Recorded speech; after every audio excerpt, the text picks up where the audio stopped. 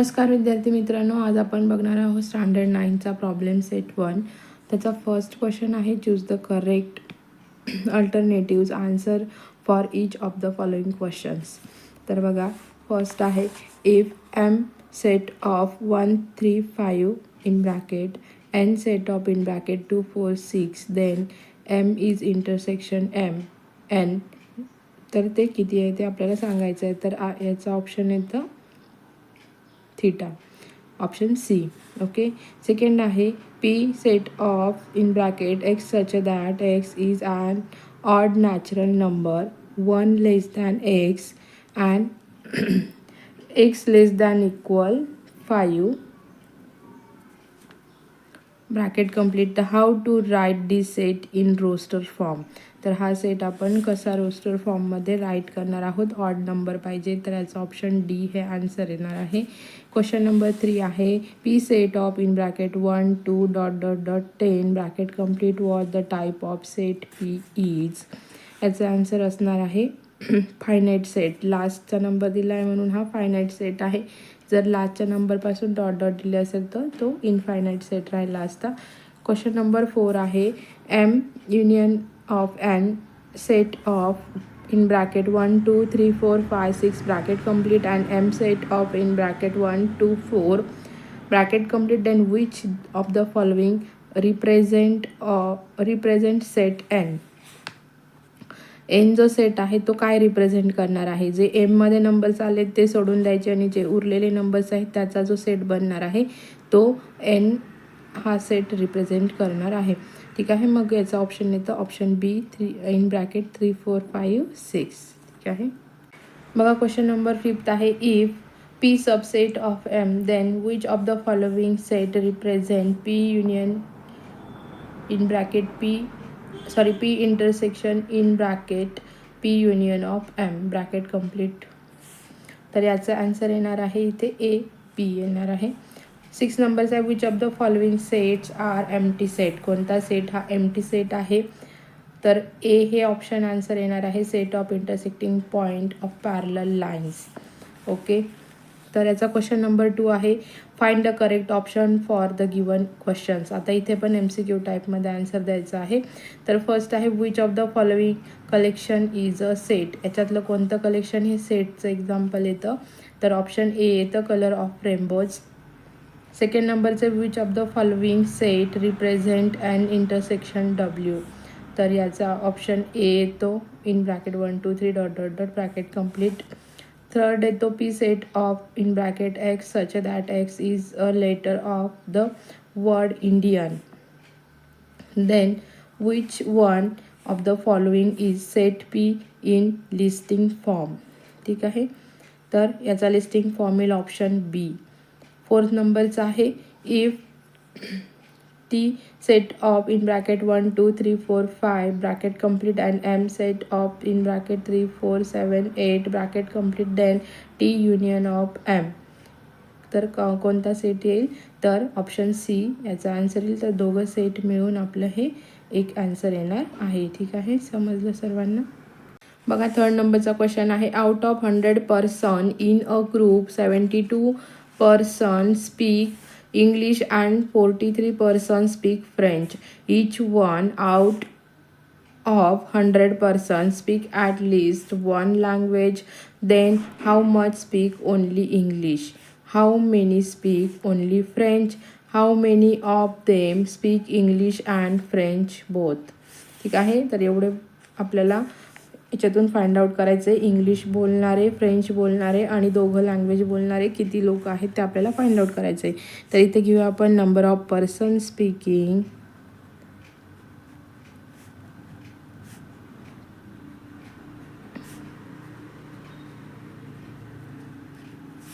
English equals to the N of A equals to 72. इथे घेऊया number of person speaking French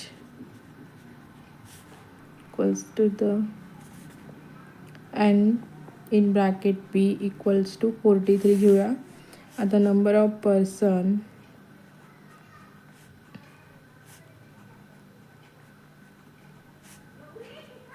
speaking at one least language equals to n of A union of B equals to 100. ठीक आहे. तर इथे घेऊया therefore N of A union of B equals to N of in bracket A plus N of in bracket B minus N of A intersection of B. ठीक आहे. तर ही जी amount आहे याची, तर आपली येते 100 इक्वल्स टू हीची येते 72, बीची येते 43. आता ए इंटरसेक्शन बी अमाऊंट आपल्याला फाइंड आउट करायची आहे. ठीक आहे. मग हा आपण इकडे घेऊया N A intersection of B is equals to, आता ह्या दोघांची टोटल किती होणार आहे, 2 आणि 3 5 होतात आणि 4 आणि 7 होतात 11. ओके. आता हा मायनस इकडे सॉरी हा 100 इकडे प्लस इकडे येताना तो मायनस होणार आहे 100, त्या उरतात 15. ओके. मग number of person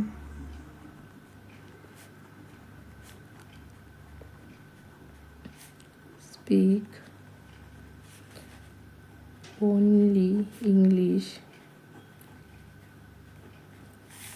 equals to the number of A minus the number of A intersection of B equals to 72 minus 15 equals to 57. ठीक आहे. इंग्लिश बोलणारी लोक किती आहे, 57. तर इथे number of person speak only French the equals to n of b equals minus n of a intersection of b. मग आपली याची व्हॅल्यू येते 43, याची येते 15, इथे येतात 28. ओके. मग इथे answer therefore 57 person speak only English, 28 person speak only French and 15 persons speak both English and French. Okay. ठीक आहे. समजलं. 4th नंबरचं एक्झाम्पल आहे. 70 trees were planted by Parth and 90 trees were planted by Pradnya on the occasion of tree plantation week. Out of these, 25 trees were planted by both of them together. How many trees were planted by Parth and Pradnya? ठीक आहे. आन्सरमध्ये घेऊया आपण number of trees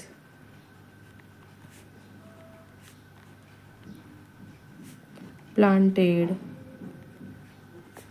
by Parth equals to n of in bracket A equals to 70. then आ रहे number of trees planted by Pradnya equals to number of B equals to 90. ठीक आहे. इथे घेऊया number of trees planted by both, दोघांकडून plant झालेले trees घेणार आहोत आपण. N of A intersection of B equals to 25. Okay. तर इथे घेऊया therefore total number of trees planted equals to an a intersection a union of b किती आहे ते आपल्याला फाइंड आउट करायचं आहे. ठीक आहे, तर मग आपण इथे घेऊया therefore N A union of B equals to N in bracket a plus n in bracket b minus n a intersection of b equals to 70 plus 90 minus 25 येतात. मग या दोघांचे टोटल येते 160. ओके, त्यातून आपण 25 मायनस करायचे, इथे येतात 135. ओके, मग आपण इथे घेऊया therefore 135 trees were planted by Parth और Pragya.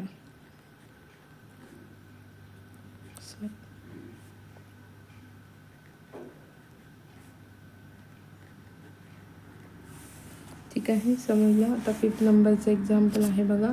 If N of A equals to 20 and N of B is equals to 28 and N in bracket a union of b equal to 36, then n of a intersection of b what ते आपल्याला find out करायचं आहे. चला तर मग बघूया. ते equals to n in bracket a union of b equals to n in bracket a plus n in bracket b minus n in bracket a intersection of b. तर इथे 36 युनियनची व्हॅल्यू आहे, एची आहे 20, बीची आहे 28. इंटरसेक्शनची व्हॅल्यू आपल्याला फाइंड आउट करायची आहे. तर आपण ते ॲज इट इज लिहून घेऊया. आता हे आपल्याला फाइंड आउट करायचं म्हणून आपण ते इकडे लिहूया N in bracket A intersection of B, आणि या दोघांची जी किंमत येते ती यांची प्लस येते 48, इकडे प्लस आहे, इकडे जाताना मायनस होईल 36. ओके, मग इथे येईल N in bracket A intersection of B equals to, मग याच्यातून हे गेल्यावर किती उरतात 12. 48मधून 36 गेल्यावर 12, तर ए इंटरसेक्शन ऑफ बीची व्हॅल्यू येते 12. ठीक आहे, समजलं. आता बघा 6 नंबरचं एक्झाम्पल आहे. In a class 8 student out of 28 have a dog as there pet animal at home. 6 student have a cat as there pet animal.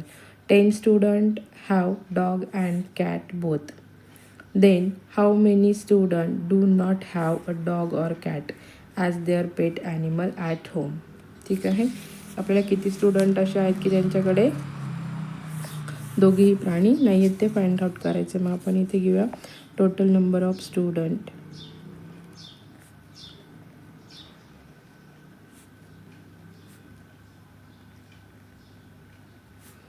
Equals to number of U equals to किती आहे 28.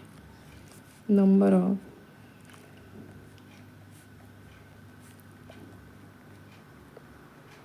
Student having dog as a pet animal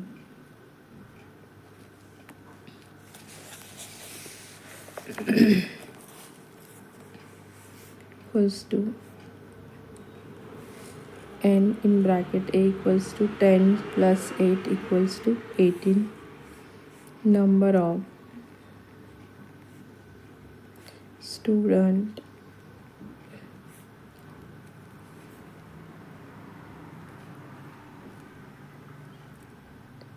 having cat as a pet animal.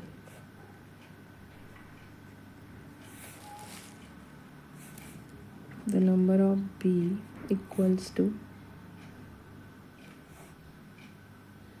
इथे येणार आहे 10 + 6 16. इथे number of student having both cat and dog as pet animal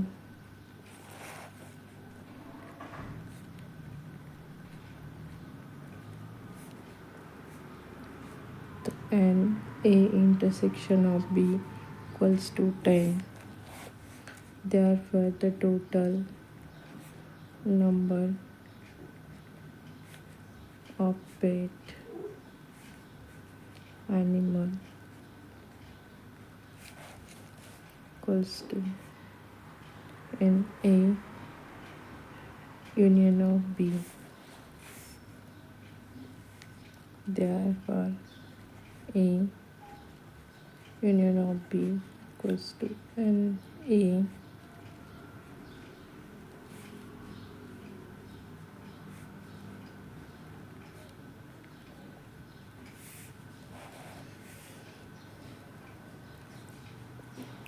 minus N in bracket A union of B. मग आता एची value आहे 18 plus बीची value येते 16 आणि ए युनियन ऑफ बी किती आहे 10 आहेत. ओके, मग यांची प्लस केल्यावर इथे येतात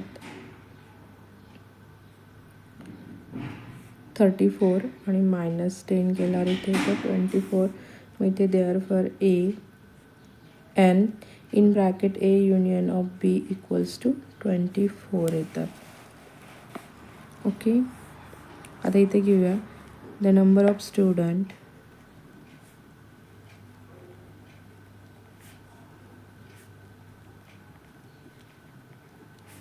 do not having cat or dog as your pet animal.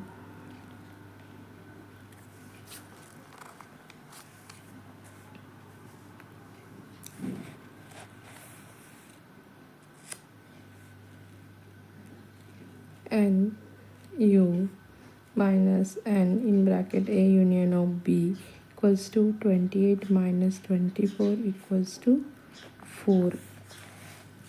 हे आन्सर आपलं येणार आहे. ज्यांच्याकडे डॉग आणि कॅट नाही आहे तितके स्टुडंट किती आहेत 4 आहेत. बघा 7 नंबरचा क्वेश्चन आहे represent the union of two set by Venn diagram for each of their following. तर फर्स्ट आहे ए सेट ऑफ 3 4 5 7 आणि बी आहे सेट ऑफ इन ब्रॅकेट 1 4 8. ठीक आहे, तर आपल्याला हा सेट आपण ए मानून घेऊया आणि हा बी.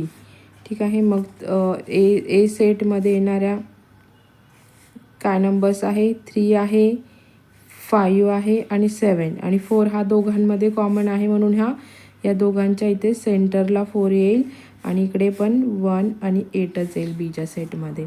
ठीक आहे, सेकंड आहे P set of in bracket A B C E F आणि क्यू सेट आहे Q set of in bracket L M N E B bracket complete. आता यामध्ये काय कॉमन आहे बी आणि ई कॉमन आहे, तर मग हा आपण इथे लिहून घेऊया बी आणि ई म्हणजे दोघांमध्ये येतो तो सेट पीमध्ये पण आणि क्यूमध्ये.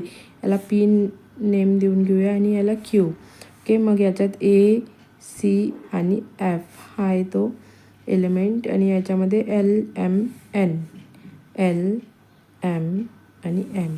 ओके, कळलं. आता थर्ड नंबरचं एक्झाम्पल आहे if x set of in bracket x such that x is a prime number between 80 and 100. 80 आणि 100 मध्ये येणारे प्राईम नंबर्स आपल्याला लिहायचे सेट x मध्ये आणि सेट y मध्ये काय घ्यायचं आहे set of y in bracket y such that y is an odd number between 90 and 100. 1900 मध्ये येणारी ऑड नंबर आपण आधी साईडला लिहून घेऊया इथे आन्सरमध्ये. एक्स सेट ऑफ, आता प्राईम नंबर कोणते येतात, 83, 89 आणि 97 हे 3 प्राईम नंबर्स येतात. आणि ऑड नंबर काय येतात वाय सेटचे, सेट ऑफ वाय 91, 93, 95, 97 आणि 99 इतके येतात. ठीक आहे. मग आधी आपण एक्स सेट लिहून घेऊया. या दोघांमध्ये 97 हा कॉमन येतो म्हणून हा इथे सेंटरला येईल 97. ओके, दोघांच्या सेटमध्ये येतो.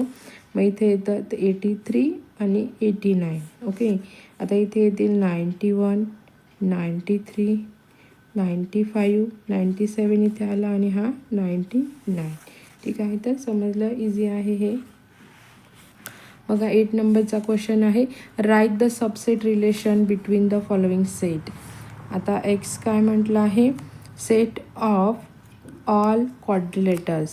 वाय काय म्हटलेलं आहे, सेट ऑफ ऑल रोम्बस. आणि एस काय म्हटलं आहे, set of all square. T म्हटलं आहे सेट ऑफ ऑल पॅरलोग्राम. आणि व्ही म्हटलेलं आहे set of all rectangles. Okay, मग आपण इकडे घेऊया. पहिला आहे एक सेट ऑफ ऑल क्वाड्रिलेटर्स. ठीक आहे,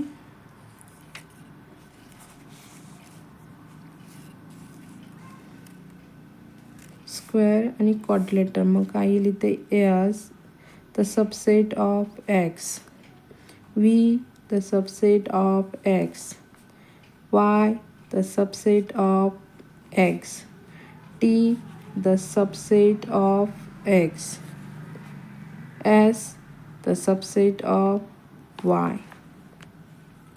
ठीक आहे, S the subset of V, S the subset of T, V subset of T आणि वाय सबसेट ऑफ टी.